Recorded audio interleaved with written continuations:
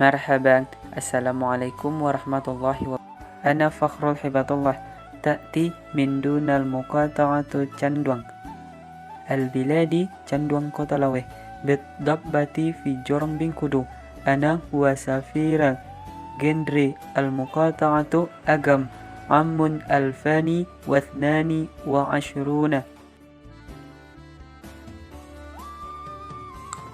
Lahir dan tumbuh di negeri Canduang Kota Laweh, tepatnya di Jorong Bingkudu, membuat saya sadar akan potensi alam dan sumber daya manusia yang dimiliki, di mana peran remaja sekaligus pemuda sangatlah penting dalam berbagai aspek dan bidang dalam setiap kegiatan.